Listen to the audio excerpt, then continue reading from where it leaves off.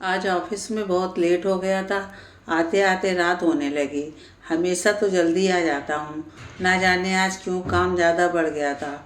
Office से निकलते ही parking में खड़ी गाड़ी निकाली और गाड़ी स्टार्ट कर दी।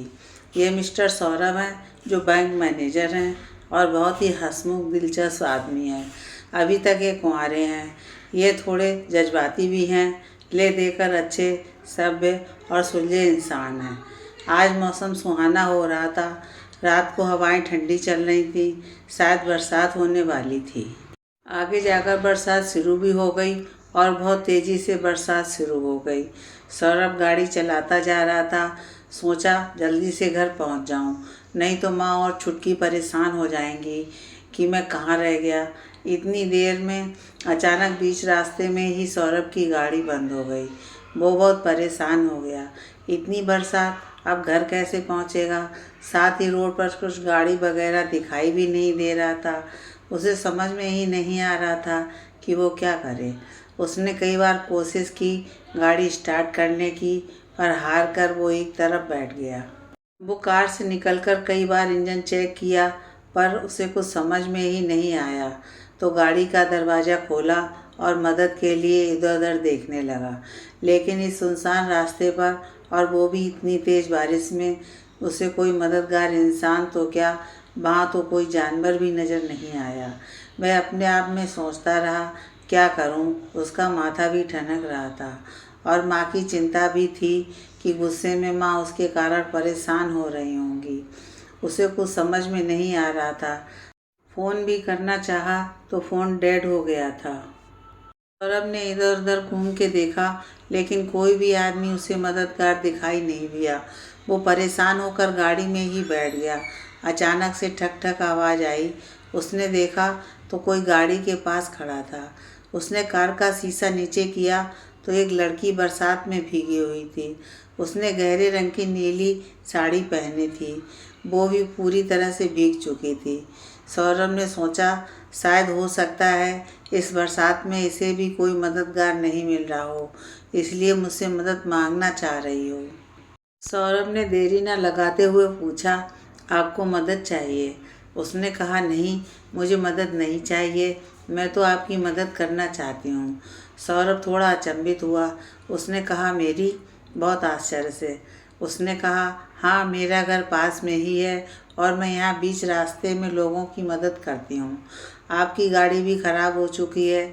इतनी रात को और इतनी बरसात में कोई भी आपको यहाँ मददगार नहीं मिलेगा। अगर आपको कोई परेशानी ना हो तो आप मेरे साथ मेरे घर चलिए। बरसात खत्म होने के बाद गाड़ी ठीक करवा कर घर चले जाइएगा। सौरभ थोड़ा सकपका गया। फिर लगा, इतनी बरसात में घर तो जा नहीं सकता और सारी रात इस कार में मैं अकेले बिता भी नहीं सकता। थोड़ा डर भी लग रहा था इस सुनसान रास्ते पर।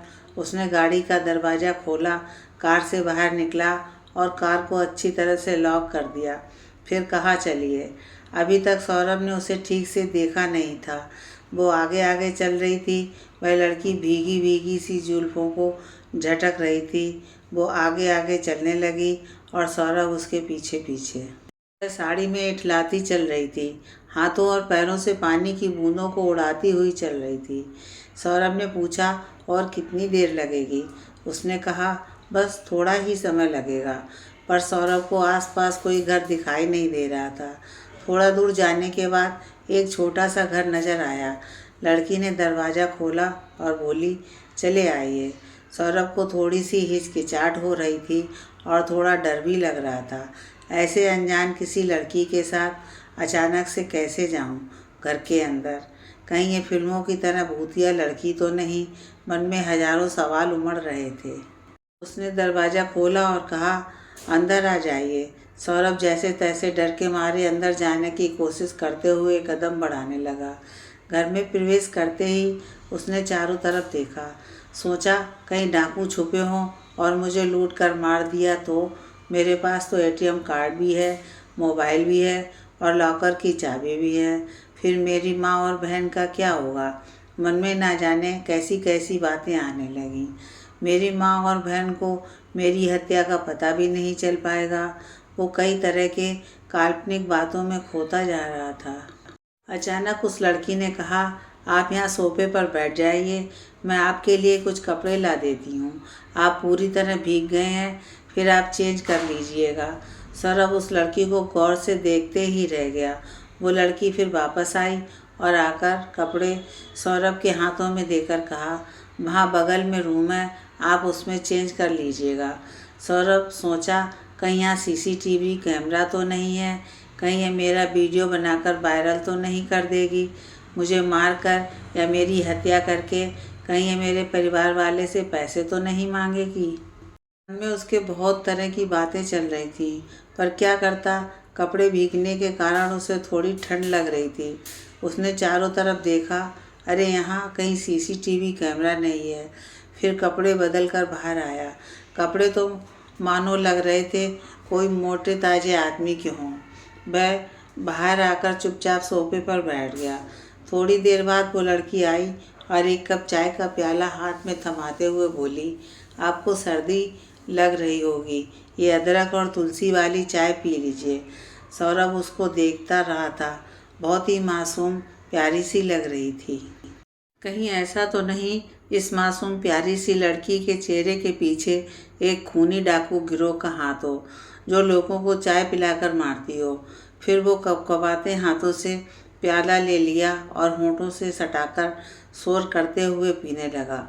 डर के कांपने की वजह से उसके प्याले में गड़ की आवाज़ आ रही थी, जैसे अभी छूटकर नीचे ज़मीन पर गिरने वाला हो। वो बोली, आप घबराइए नहीं, आप चाय आराम से पीजिए, और वो वापस चले गए। सौरभ का तो डर से हालत ही ख़राब था। इतने प्यार से चाय पिला रही है, कहीं चाय में जहर तो नहीं मिला हुआ है। उसकी चाय खत्म हो चुकी थी। खाली प्याला मेज पर रखने के बाद सोचने लगा, जहर का असर अब धीरे धीरे होगा। वो गला पकड़ कर बैठ गया। पता नहीं मेरे मरने की खबर मेरी माँ और बहन को मिलेगी भी या नहीं। अब तो सांसें रुकने ही वाली हैं। मैं घड़ी की सुइयों को देख रहा था। करीब 15 मिनट हो गए।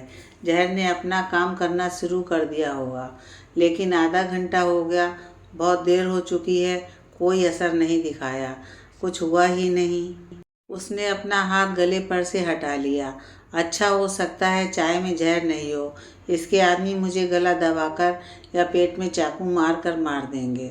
फिर वो डरते हुए चारों तरफ अपनी नज़र दौड़ाने लगा कि आखिर वो भूतनी लड़की गई तो कहाँ गई, गायब कैसे हो गई। वो दूसरे कमरे में झांक रहा था। वो चारों तरफ कहीं नज़र नहीं आ रही थी। फिर आगे बढ़ा तो एक कमरे का दरवाज़ा खुला था। बालकनी से ठंडी ठंडी हवा आ रही थी। उसने कमरे में झांका तो देखा वो लड़की वहीं खड़ी थी। जब उस लड़की को किसी के आने की आहट लगी तो वो पीछे मुड़कर बोली, अरे आप यहाँ, आपकी चाय खत्म हो गई, कैसी बनी थी चाय?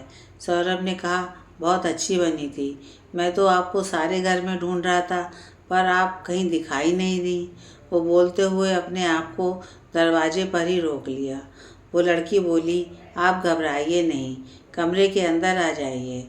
सौरभ के कदम लड़खड़ा रहे थे तो मुस्कुराते हुए वो लड़की बोली, घबराइए नहीं, मैं कोई भूतनी या लुटेरी लड़की नहीं हूँ। आप जैसा समझ रहे हैं मैं वैसी भी नहीं हूँ। वो अचंभित होकर उसकी तरफ देखने लगा। माफ़ करिएगा, मैंने आपको गलत समझा। अरे नहीं नहीं, आप माफ़ी मत मांगिए, यहाँ सब मुझे चुड़ैल या भूतनी ही समझते हैं। और हंसते हुए कहा। सौरभ ने अपना हाथ आगे बढ़ाया और कहा, मेरा नाम सौरभ कुमार है, और आपका? उसने बिना हाथ बढ़ाए ही कहा, मेरा नाम संध्या है। बहुत ही अच्छा नाम है आपका। आप यहाँ अकेली रहती हैं, आपको डर नहीं लगता? शहर से इतनी दूर सुनसान जगह पर। संध्या की हंसी निकल गई और वो हंसते हुए बोली, किसी से डर नहीं लगता भूतनी को। तुरंत सौरभ ने कहा, आप मजाक बहुत अच्छा कर लेती हैं। अब बताइए, आपकी यहाँ अकेले क्यों रहती हैं? संध्या बोली, मैं अकेली कहाँ हूँ, मैं और मेरी तनाई यहाँ रहती हैं। आप फिर मजाक कर रही हैं। वो बोली, मैं बस यहाँ आसपास अगर किसी की मदद करनी हो तो मैं मदद करती हूँ। वैसे मैं बाज़ार ही जा रही थी, लेकिन कुछ ही दूर पहुँची तो तेज़ बारिश होने लगी और रास्ते में ही मैं एक पेड़ के नीचे छुप गई थी। तभी मैंने आपकी गाड़ी देखी और आपको बहुत परेशान होते हुए देखा, इसलिए मैंने आपकी मदद की है। सौरभ ने लंबी सांस लेते हुए कहा, और मैं इतनी देर से आपको भूतनी समझ रहा था। वैसे धन्यवाद आपका जो आपने मेरी मदद की, वरना इस बरसात में या तो मुझे अपनी बंद गाड़ी में ही रात बितानी पड़ती या फिर बरसात में भीगते हुए घर जाना पड़ता। संध्या बोली, धन्यवाद की कोई ज़रूरत नहीं, मैं तो बस यहाँ सबकी मदद करती हूँ। उसने मुस्कुराते हुए कहा, कोई तो वजह होगी जो आप यहाँ अकेले रह रही हैं। हाँ, उसने इधर उधर देखते हुए कहा, हाँ, बहुत लंबी दास्तान है इसके पीछे। लेकिन आप क्या करेंगे जानकर? क्या आप प्रेस में काम करते हैं? मुझ पर कहानियाँ लिखनी हैं? अरे नहीं, आप बताकर तो देखिए, हो सकता है मैं आपकी कुछ मदद कर दूं। वैसे भी मैं एक अजनबी हूं और आपसे दोबारा मिल भी पाऊंगा या नहीं, तो आपके बारे में जानने की इच्छा है, वरना मेरे दिमाग में भी यही बात हमेशा आती रहेगी और सवालों के उधेड़-बुन में मैं फंसा ही रह जाऊंगा। मैं जानना चाहता हूँ कि इतनी मददगार लड़की की आखिर अकेले रहने के पीछे की क्या कहानी है। ठीक है, उसने कहा, मेरी कहानी बचपन से ही शुरू हो गई थी, जब मैं 10 साल की थी। आज भी याद है मुझे, हम सब खुशी खुशी गांव में रहते थे। मेरे 2 भाई और 2 बहन भी थे। हम ज़्यादा पैसे वाले नहीं थे, पर माँ बाबूजी काम करते थे, जिससे हमारा गुजर बसर हो जाता था। माँ दूसरों के घरों में काम करती थी और बाबा मेरे खेत पर काम करते थे। मैं बड़ी थी और मुझसे सब भाई बहन छोटे थे। बचपन में हंसी खुशी हमारा दिन गुजर रहा था। वहीं छोटा सा एक स्कूल था जिसमें हम सब भाई बहन पढ़ते थे। स्कूल जाते समय रास्ते पर एक मिठाई की दुकान थी, जिसमें बाबा के ही उम्र के एक आदमी रहता था। मैं रोज़ मिठाई को देखती थी और मुझे उस मिठाई को खाने का बहुत मन करता था, पर मेरे पास तो पैसे नहीं थे। वो दुकानदार मेरी मिठाई के प्रति लालच समझ गया था। उसने कहा, मिठाई चाहिए? मैंने कहा, काका मेरे पास पैसा नहीं है। उसने कहा, कोई बात नहीं बेटा, मैं तुमसे पैसा कहाँ मांग रहा हूँ। उसने मेरे कंधे पर हाथ रखकर कहा, कोई बात नहीं बेटा, मैं तुम्हें फ्री में खिला देता हूँ और पैसे भी नहीं लूँगा। उसने मेरा हाथ पकड़ा और अंदर ले गया और मेरे साथ बलात्कार किया। मैं रोई, चीखी, चिल्लाई, पर कोई सुनने वाला नहीं था। बाद में उसने मुझे बाहर छोड़ दिया और कहा, किसी को नहीं बताने के लिए, निकलवा दूंगा नहीं तो तुम्हें तुम्हारे माँ बाबूजी को गांव से। मैं डर गई थी। घर में आने के बाद मैं चुप रहने लगी थी। खाना भी छोड़ दिया, पढ़ाई लिखाई भी छोड़ दी। मैं स्कूल भी नहीं जाती थी और ना ही अपनी सहेलियों के साथ खेलने जाती थी। एक दिन अचानक माँ ने पूछा, बेटा क्या बात है, आजकल गुमसुम रहती हो, कोई बात है तो बताओ। मैंने रोते हुए कहा, उसने ना गलत काम किया है मेरे साथ। उसने? किसने? कौन बेटा? माँ ने बहुत प्यार से पूछा। बताओ कौन है? दुकान वाले ने, मैंने कहा। माँ एकदम से गुस्सा होकर बोली, क्या ज़रूरत थी वहाँ जाने की? वो पैसे वाले हैं, हम कुछ भी बोलेंगे हमारी बात कौन मानेगा? तू ना तेरे बाबा से कुछ मत कहना, वरना गुस्सा करेंगे वो। मैं डर के मारे चुप हो गई। समाज में लड़कियों को कितना कुछ सहन करना पड़ता है, और अगर कोई कुछ गलत करता है तो बता भी नहीं सकते। ना जाने कैसा और कौन सा अन्याय है। मेरे छोटे से मन में बहुत सारे सवाल थे। मेरा बचपन जैसे गलत इंसानों के बीच चला गया। मैं जिंदा लाश की तरह घूमती रहती थी, पर मेरी माँ से मेरी खामोशी और मेरी तकलीफ़ नहीं देखी गई। कुछ दिनों बाद मेरा हाथ पकड़ा और मुझे बाबा के पास ले गई और उनको सब कुछ बता दिया। बाबा को ये सब बात सुनकर मानो पैरों के नीचे से ज़मीन खिसक गई। ऐसा महसूस होने लगा उन दोनों के बीच बहुत लड़ाई हुई मुझे लेकर कि तुम बच्चों का ध्यान नहीं रखती हो, मैं कहाँ कहाँ तक सब कुछ देखूँगा। माँ ने मेरा हाथ पकड़ा और दुकान वाले के पास ले गई और कहा, तुझे शर्म नहीं आती? तेरी बेटी जैसी है और तेरी बेटी की उम्र की है। और गुस्से से सारी बातें उसे बोले जा रही थी और वो सुनता रहा। एकदम से सामने से आकर खड़ा होकर बोला, अरे गांव वालों, सुनो सुनो और आकर देखो कैसे कैसे इल्ज़ाम लगा रही है ये मुझ पर। सारे गांव वाले वहां आकर इकट्ठा हो गए। वो दुकान वाला चिल्लाकर बोला, मेरी बेटी जैसी उम्र की लड़की के साथ ये सब करूँगा? देखो भैया, हम पैसे वाले हैं तो लोग क्या क्या दोष हम पर लगा देते हैं। सारे गांव वाले दुकान वाले के पक्ष में बोलने लगे। हाँ, मैं सही बात बोल रही हूँ।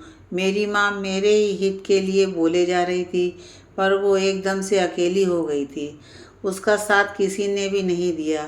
तभी बाबा भागे दौड़े आए और माँ का हाथ पकड़कर चुप करवाया। साथ ही गांव वालों के सामने हाथ जोड़कर माफ़ी मांगने लगे। ये पागल हो गई है। बाबा ने माफ़ी मांगी। जैसे तैसे करके वहाँ बाबा ने बात संभाली। माँ और मुझे वापस घर में ले आए, पर मेरी वजह से माँ और बाबा बहुत दुखी रहने लगे। इसी तरह कुछ दिन चलता रहा।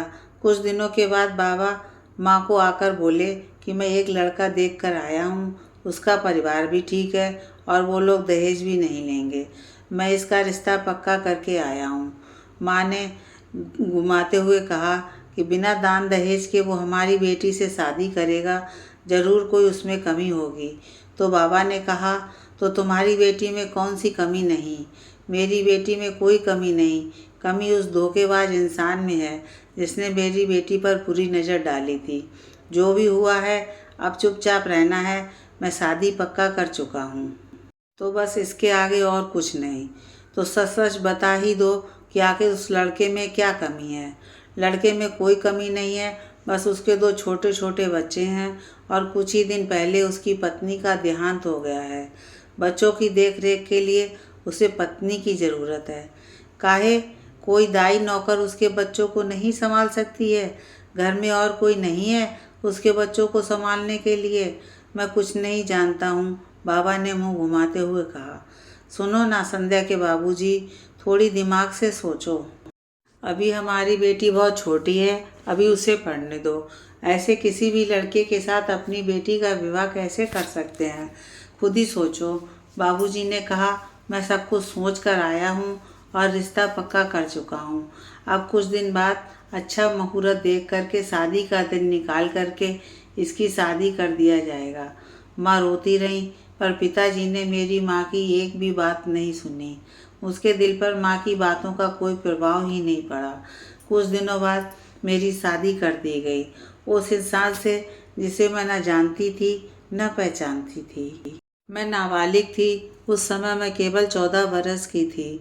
शादी जैसे संबंधों के बारे में कुछ पता भी नहीं था और जिस इंसान से मेरी शादी हुई थी वो मुझसे कई साल बड़ा था। उसके दोनों बच्चे मुझसे 2-4 साल ही छोटे थे और उसने मुझसे शादी कर ली। शादी के बाद मैं वहाँ किसी को ना जानती थी ना पहचानती थी। मैं केवल एक दासी की तरह वहाँ पड़ी थी, नौकरानी की तरह काम करती थी। मुझ पर किसी का ध्यान भी नहीं जाता था, जैसे कि मैं घर में कोई बेकार सामान हूँ। और रात को शराब के नशे में मेरे पिता जैसी उम्र का वह इंसान मेरी आत्मा को रौंदता रहता था और हर रात वह मेरी आत्मा को छन्नी कर देता था। अभी शादी के 2-3 महीने ही बीते थे कि मेरे पति का ज़्यादा शराब पीने से लीवर खराब हो गया और उनकी अचानक मौत हो गई। ससुराल वाले ने मुझ पर अपशकुनी का आरोप लगा दिया। मुझ पर कई तरह के लांछन लगाने लगे। लोग मुझे अपशकुनी कहने लगे। घर के साथ साथ समाज के लोगों ने भी यही कहना शुरू कर दिया। घर में कदम रखते ही अपने पति को खा गई। मैं सबकी सुनती रही, क्योंकि मैं तो बस पत्थर की गुड़िया बन गई थी जिसमें ना जान थी ना ही कोई भावना थी। मेरी आंखों के आंसू भी अब सूख चुके थे। पति की मौत के बाद वहाँ ससुर, जेठ, देवर, पड़ोसी सब मुझे गलत नज़रों से देखने लगे। कोई ना कोई हर रात मेरी इज्जत उतारता रहा और मुझे केवल चुप करवा दिया जाता था, धमकियां देकर कि तुम्हारे माँ बाप को गांव से निकलवा दूंगा या तुम पर झूठा आरोप लगा दूंगा या तुम्हें बदचलन साबित करवा दूंगा। बात तो उस दिन हो गई जब खेलते खेलते मेरे पति के एक बच्चे को चोट लगी और मैं वहीं खड़ी थी। वह गंभीर हो गया। मैंने उसे गोद में उठा लिया, परंतु सारा दोष मेरे ऊपर मढ़ दिया गया। बात तो इतनी आगे तक पहुंच गई कि लोगों ने मुझे डायन बोलना भी शुरू कर दिया। घर से बाहर निकलते देख औरतें अपने बच्चे को ऐसे छुपा लेती थीं जैसे मैं उनके बच्चों को नज़र लगा दूंगी, उनके बच्चों को कुछ कर दूंगी। एक दिन गांव के किसी घर में काला जादू हो रहा था। काला जादू अक्सर गांव या छोटे शहरों में होता रहता है, जो कि ढकोसला बाबाओं का सिर्फ एक धर्म और अंधविश्वास रहता है। काला जादू करने वाला बाबा ने मुझ पर गलत आरोप लगाया और लोगों ने मुझे गलत समझ लिया कि मैं काला जादू करती हूँ। डायन तो पहले से ही वो मुझे समझते थे। अब गांव में जो कुछ भी खराब घटना हो रहा है वो सब मैं ही कर रही हूँ, क्योंकि मैं जहाँ जाती थी वहाँ कुछ घटना घट ही जाता था। अगर मुझे कोई देख लेता था, उसके बाद उसका काम बिगड़ जाता था तो वो मुझे दोष देता था। कोई सुबह उठकर मेरा चेहरा नहीं देखता था, मुझे देखते ही राम राम कह देता था। मेरे ससुराल वालों ने भी ये बोलना शुरू कर दिया। उन्होंने मुझे बीच चौपाल पर रस्सी से बांध दिया और मुझे जिंदा जलाने की कोशिश करने लगे। पर किसी ने वहाँ आकर कहा कि अगर इसे जला दोगे तो यह मरने के बाद हमारे गांव में ही भूत बनकर घूमती रहेगी और इससे गांव वालों को बहुत परेशानी होगी। इसके कारण गांव में भूकंप आने लगेगा, गांव में सूखा पड़ जाएगा, बाढ़ आ जाएगी। इसलिए इसे जलाने से अच्छा है इसका सिर मुड़वाकर इसके मुंह पर कालिक पोत कर गाँव से निकलवा दिया जाए, ताकि ये जहाँ जाए तो जाए, मरे तो मरे। फिर क्या था, गांव वालों ने ऐसा ही किया। मेरा सिर मुड़वा दिया गया, मुंह पर कालिक पोत दिया गया और मुझे जूतों का माला पहनाकर डायन का लेबल लगाकर गांव से धक्के मारकर बाहर निकाल दिया गया। मैं रोती रही पर किसी ने मेरी आवाज़ नहीं सुनी। यहाँ तक कि गांव की कोई औरत भी आकर मुझे नहीं बचाई। मैं बहुत बोली, गिड़गिड़ाई, पर कुछ नहीं किया उन लोगों ने, कुछ सुना ही नहीं। मैं 18 साल की भी नहीं थी, मुझे इतना कुछ सहन करना पड़ा। यहाँ तक कि मेरे माता पिता ने भी शादी के बाद मेरी कभी खैरियत तक नहीं पूछने आए। मैं कहाँ थी, कैसी थी, जिंदा हूँ या नहीं, मर गई या नहीं, माँ बाप ने मुझसे कभी नहीं पूछा। मैं माँ बाप के पास भी किस मुँह से जाती। बस जैसे तैसे करके बहुत मेहनत करके ये छोटा सा मकान बना लिया। 2-3 साल से यहीं रह रही हूँ और ज़रूरतमंद लोगों की मदद करती हूँ। पर यहाँ आसपास के लोग मुझे भूतनी समझते हैं, क्योंकि मैं अकेली रहती हूँ, सुनसान इलाके में रहती हूँ। ये कहानी थी मेरी। शायद छोटी थी पर मेरे लिए बहुत दर्दनाक थी। बोलते बोलते वो आसमान देखने लगी। संध्या की सारी बातें सुनने के बाद सौरभ गुस्से से बोला, ऐसे लोगों को तो बीच चौराहे पर गोली से मार देना चाहिए। ये समाज में रहने लायक हैं? समाज पर बहुत बड़ा कलंक है ऐसे लोग। तुमने आज तक इन लोगों के खिलाफ कुछ किया क्यों नहीं? संध्या उसकी तरफ मासूमियत से देखते हुए बोली, रहने दीजिए, छोड़िए इन सब बातों को। शायद ये मेरी किस्मत में ही लिखा था। किस्मत वगैरह कुछ नहीं होता है, बुरे लोगों के साथ हमेशा बुरा ही करना चाहिए। चलिए, पहले जो हुआ सो हुआ, अब तो आपकी किस्मत बदल सकती है। आपको अब आगे बढ़ना चाहिए। पुलिस और एनजीओ की मदद से इन लोगों को सज़ा दिलानी चाहिए। कौन सुनेगा मेरी बात? ये सब बहुत पहले की थी। क्या सबूत है मेरे पास इन सब बातों का? और फिर कीचड़ में पत्थर मारने से छींटे मुझ पर भी पड़ेंगे। जिन्हें आज नहीं मालूम है उन्हें भी मालूम हो जाएगा।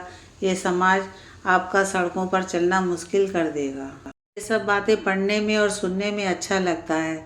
सौरभ बोला, तुम मानती हो किस्मत तुम्हारी अच्छी नहीं थी, पर उस समय तो तुम नाबालिग थी, तुम्हें अच्छे बुरे की पहचान नहीं थी। समाज का अत्याचार है जो औरतों को सहना पड़ता है। तुम तो बहुत कुछ कह चुकी हो। बहुत सी औरतें तो इसके बाद आत्महत्या कर लेती हैं, कई मानसिक रूप से पीड़ित हो जाती हैं, पर इसकी रोकथाम खुद करनी होगी। और फिर तुम्हारी उम्र ही कितनी है? अभी तो तुम मात्र 18 या 19 साल की हो। अभी तो तुम्हें समझने की शक्ति आई है। तुम अबला नहीं हो, खुद की रक्षा करना सीखो। मैं तुम्हें नहीं जानता, पर आज तुम्हारी कहानी सुनकर मुझे ये मालूम हुआ कि तुमने ज़िंदगी से हार मान ली है और तभी तुम इस सुनसान इलाके में छुप कर रहती हो। तुम चाहो तो फिर से पढ़ाई लिखाई करके आगे बढ़ सकती हो और अपने साथ हुए अत्याचार को रोक सकती हो। ताकि तुम्हारी तरह कोई दूसरी संध्या ना बन सके, पर मैं नहीं कर सकती। तुम क्यों नहीं कर सकती? और संध्या की आंखों में आंसू आ गए, क्योंकि कई बार हमें समाज के साथ चलना पड़ता है। माँ बाबा भी समाज के पीछे भागे और मेरी ज़िंदगी खराब कर दी। मानो संध्या के अंदर दर्द का सैलाब उठ गया था। उसकी आवाज़ उसका साथ नहीं दे रही थी। उसकी आवाज़ गले में ही अटक रही हो। वो कहना चाहती थी, चीखना चाहती थी, चिल्लाना चाहती थी, पर कुछ नहीं बोल पाई और चुप हो गई। तभी सौरभ ने कहा, तुम औरतों की सबसे बड़ी यही कमजोरी है जिसका फ़ायदा समाज के लोग उठाते हैं। तुम्हें अपने हक की लड़ाई लड़नी ही नहीं आती है। समाज के डर से तुम लोग हर वक्त दबी रहती हो और खुद को अबला नारी साबित कर देती हो। तुम्हें आगे बढ़ना चाहिए, अपनी हक की लड़ाई लड़नी चाहिए। संध्या उसकी तरफ मुस्कुराकर बोली, आप पुरुष हैं और ये समाज पुरुष प्रधान है। आप पढ़े लिखे हैं, आप 1000 गलतियां भी कीजिएगा तो आपके ऊपर किसी की उंगली नहीं उठेगी, पर हम औरतें अगर एक गलती भी करते हैं तो पूरी समाज हमारे पीछे पड़ जाती है। मैं आपको नहीं बोल रही, अब तक जितने भी लोगों से मिल चुकी हूँ, सबकी छवि मेरे सामने ऐसी ही है कि मुझे अब ऐसे लोगों से नफरत सी हो गई है। फिर उसने बातों का सिलसिला ख़त्म किया और कहा, चलिए अब बहुत रात हो चुकी है, आप दूसरे कमरे में आराम कीजिए। बारिश छूट जाएगी तो कल सुबह चले जाइएगा। वो बोलकर चली गई। थोड़ी देर बाद संध्या अपने बिस्तर पर लेटे लेटे पंखे को गोल गोल घूमते हुए देख रही थी। आज बहुत दिनों बाद किसी ने उसके पुराने जख्मों को कुरेद दिया हो। वह अपने पुराने दिनों को याद करके बहुत रो रही थी। फिर कब आँख लग गई उसे पता ही नहीं चला। सुबह हो चुकी थी, बारिश भी रुक गई थी। वो जल्दी से उठी और चाय बनाने लगी। सौरभ भी उठकर बाहर खिड़की से देख रहा था। संध्या ने कहा, आप चाय पी लीजिए, वहाँ आपके कपड़े रखे हैं। सौरभ चाय पीकर तैयार हो गया। उसके बाद जाने के समय बोला, मैं तुम्हें संध्या कहकर बुला सकता हूँ ना?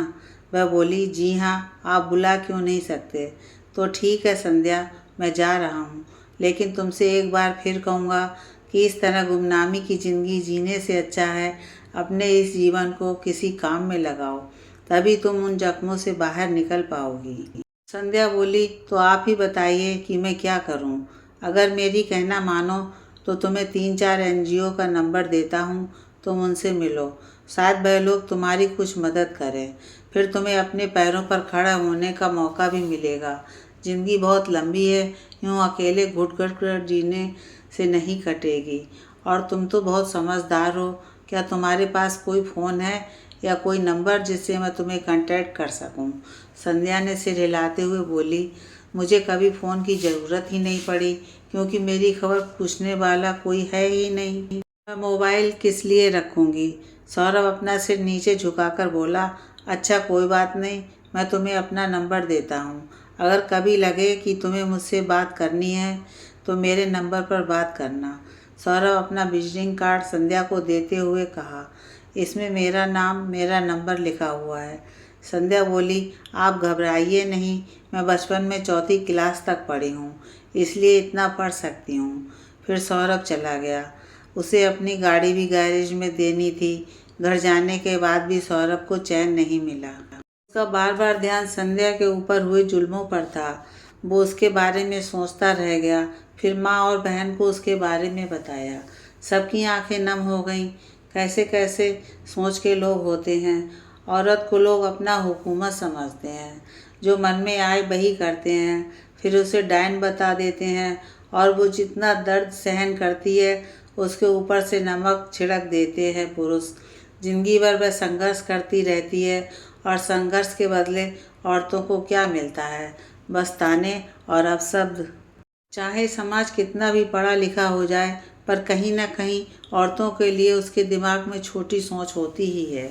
दहेज हो, घरेलू हिंसा हो, रेप हो या छेड़छाड़ जैसे गलत कामों को खुद पहल करता है, और अगर कोई रोकने की कोशिश करता है तो उसकी आवाज़ हमेशा के लिए दबा दिया जाता है। सौरभ सबसे पहले 3-4 जगह NGO से मिला। संध्या की बीती हुई ज़िंदगी के बारे में बताया और उनसे मदद मांगी। अगले दिन एक ऐसी ही एनजीओ का पता चला जो औरतों को पढ़ाता है और पैरों पर खड़ा करता है। उसने संध्या के घर का पता बताया। एनजीओ की कुछ महिलाएं वहां गईं और संध्या से मिली, उससे बात की और उसकी कहानियां सुनी। फिर वो लोग उसे अपने साथ अपने संस्थान में ले गए, जहां संध्या निडर होकर कुछ कुछ काम सीखने लगी और थोड़ी थोड़ी पढ़ाई भी करने लगी। इस तरह 6 महीने बीत चुके थे। सौरभ हमेशा संध्या के बारे में एनजीओ से फ़ोन करके पूछता रहता था। कभी कभी वह उससे दूर से देख कर भी चला जाता था। एक दिन अचानक रास्ते में संध्या कुछ सामान लेकर जा रही थी, तो सौरभ गाड़ी लेकर उसके पास पहुंच गया।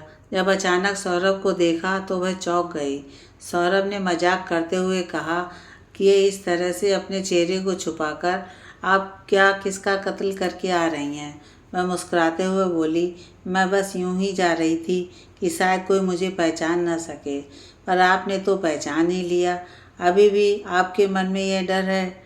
अरे अब तो आप अपने पैरों पर खड़ी हो गई हैं, फिर आपको किस बात का डर है? ऐसी बात नहीं है, पर आप यहाँ आपने तो कभी फ़ोन भी नहीं किया। मैं अपना फ़ोन नंबर भी आपके पास छोड़ कर आया था, लेकिन आपने कभी मेरा हालचाल नहीं पूछा, तो मैं खुद ही आपसे मिलना चला आया। वह मुस्कुराते हुए बोली, आप जहाँ भी रहेंगे अच्छे से ही रहेंगे। आपका तो मुझ पर बहुत बड़ा एहसान है, जो आपने मुझे ये ज़िंदगी दी है, जिससे मैं अभी बहुत कुछ सीख रही हूँ। सौरभ बोला, अच्छा छोड़िए, चलिए बैठिए, आपको मैं एक जगह ले चलता हूँ। वो बोली, कहाँ? वैसे आपको मुझ पर विश्वास तो है ना? आपके अलावा मुझे किसी पर विश्वास नहीं है। वह संध्या को ले करके चला गया। वह रास्ते में पूछी, आप कहाँ ले जा रहे हैं? पहले आप ध्यान से देखिए तो फिर सोचिए कहाँ जा रहे हैं। संध्या को यह रास्ता जाना पहचाना सा लग रहा था। सौरभ संध्या को उसी गांव लेकर जा रहा था। संध्या गाड़ी से उतरते ही भावुक हो गई। उसकी आंखों से आंसू छलकने लगे। वह धीरे धीरे अपने पैरों को आगे बढ़ा रही थी। वो जाकर उसी मिठाई की दुकान पर रुक गई, जहाँ से उसकी बर्बादी शुरू हुई थी। वहाँ पुलिस फोर्स लगा हुआ था और पुलिस डंडे से उस मिठाई वाले को मार रही थी कि मिलावट करता है, 2 नंबर का माल बेचता है, चल तुझे ज़िंदगी भर हवालात में रखूँगा, तुझे उम्र कैद की सज़ा हो जाएगी, तेरे ऊपर 50,000 का जुर्माना भी लगेगा। और पुलिस पकड़ कर ले जा रही थी। वह गिरा रहा था, चिल्ला रहा था कि मैंने कुछ नहीं किया, मैं बेईमानी नहीं करता हूँ, किसी ने मुझे फंसाया है। पूरे गांव वाले से पूछ लो, मैं ईमानदारी के साथ ही चलता हूँ, मेरे ऊपर आज तक किसी ने कोई दाग नहीं लगाया, यह किसी की साजिश है। संध्या को उसकी मक्कारी याद आने लगी। उसकी आंखों से आंसू बह रहे थे। वह अपने हाथों को कस के मुट्ठी बनाए हुए अपने आप को रोक रही थी कि मन में आ रहा था कि जाए और खींचकर 2-3 झापड़ मारूं कि बता तुमने मेरी ज़िंदगी क्यों बर्बाद की। मैं तो नादान थी, मैं अबोध, पर तू तो समझदार था। फिर सौरभ ने उसका हाथ पकड़ा तो उसे थोड़ी सहानुभूति हुई। वह बोली, आप मुझे यहाँ क्यों लाए हैं? सौरभ ने उसकी तरफ देखते हुए कहा, क्योंकि तुम अपनी आंखों से देख लो कि बुरा करने वालों का अंजाम यही होता है। इससे तुम्हें अपने मन में सहानुभूति मिलेगी और तुम्हारे जख्म भर जाएंगे। ठीक है, अब आप मुझे यहाँ से ले चलिए। सौरभ ने कहा, अभी नहीं, अभी एक चीज़ और है। सौरभ आगे आगे चल रहा था। संध्या उसके पीछे पीछे आने लगी। सौरभ संध्या के घर के पास जाकर रुक गया। उसके बाबा बाहर खाट पर बैठे थे।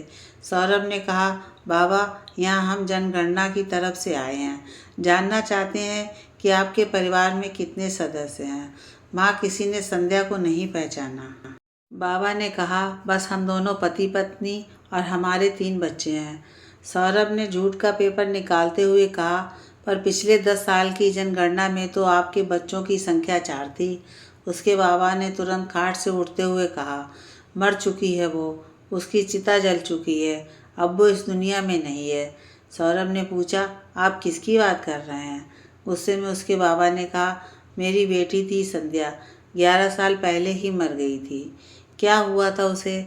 उसे कुछ बहुत ख़राब बीमारी हो गई थी। वह मर चुकी है हम सबके लिए। वहीं दरवाजे के पास संध्या की माँ रोने लगी। संध्या से भी नहीं रुका गया। रोते हुए वह वहाँ से चली गई। सौरभ उसको देखते हुए बोला, क्या हुआ? वह बोली, आप मुझे और कितनी तकलीफ़ देंगे? मैं जानती हूँ मेरे माँ बाप मुझे भूल चुके हैं। वह नहीं चाहते हैं कि मैं ज़िंदा रहूँ। यही सब आपको मैं दिखाने के लिए लाया था कि जो लोग आपको भूल चुके हैं और आपको मरा हुआ मानते हैं, आप उन्हें भूलकर अपनी ज़िंदगी में आगे बढ़ें। संध्या को सौरभ की बात समझ में आ गई। चलिए, अब एक नई ज़िंदगी आपका इंतज़ार कर रही है। क्या मतलब? पहले आप चलिए तो। सौरभ संध्या को अपने साथ अपने घर ले गया। उसने कहा, आप अंदर आइए, ये आपका घर है। अरे, आप आइए तो। संध्या को बहुत अच्छा लगा उसका घर। तभी घर के अंदर से सौरभ की माँ और बहन आई। संध्या ने उनका हाथ जोड़कर उन्हें नमस्ते किया। सबके चेहरे पर बहुत खुशी थी। शायद संध्या भी अपने लिए ऐसा ही छोटा सा परिवार के सपने देख रही थी। उसे लगता था मेरा भी ऐसा ही छोटा सा परिवार होता, पर किस्मत ने उसे कहाँ से कहाँ पहुँचा दिया। मैं यही सोच रही थी कि एक औरत सिर्फ मान सम्मान की भूखी होती है। उसे पैसों से कोई लगाव नहीं होता। अगर अपने उसकी इज्जत मान सम्मान करते हैं तो वह अपना सारा जीवन अपने परिवार की सेवा में लगा देती है। हर औरत मान सम्मान खुशी चाहती है, अपने पति से प्यार चाहती है। वह चाहती है कि उसका पति उससे बहुत प्यार दे, उसे समझे, उसे ढेर सारी खुशियाँ दे। जिस औरत को अपने पति का प्यार मिलता है वह औरत कभी दुखी नहीं होती है। शायद ये सपना मेरा सपना ही रह गया। उन लोगों को हंसता हुआ देखकर अचानक उसकी आंखों में आंसू आने लगे। सौरभ की माँ ने उसके पास बैठकर कहा, क्या हुआ बेटा, तुम्हें घर की याद आ गई? हम भी तो तुम्हारे अपने हैं। मुझे ही अपनी माँ मान लो और देखो, ये तुम्हारी छोटी बहन के समान है। पर शायद आप मेरे बारे में नहीं जानती। मेरे बारे में जानने के बाद आप भी मुझसे नफरत करने लगेंगी। सौरभ की माँ ने उसके सिर पर हाथ रखते हुए कहा, मैं तुम्हारे बारे में बहुत पहले से जानती हूँ। जिस दिन सौरभ तुमसे मिलकर आया उसी दिन उसने हम सभी को तुम्हारे बारे में बता दिया। और हमें तुमसे नफ़रत नहीं, बहुत प्यार है। हम सब तुम्हारी बहुत इज्जत करते हैं। इतना जानने के बाद भी इसमें तुम्हारी कोई गलती नहीं थी बेटा। ये तो हमारे समाज में रहने वाले बुरे लोगों की बुरी सोच है।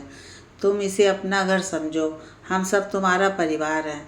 सौरभ ने संध्या की तरफ देखते हुए कहा, अब आपसे मैं एक बात पूछना चाहता हूँ, क्या आप इस परिवार को अपनाएंगी?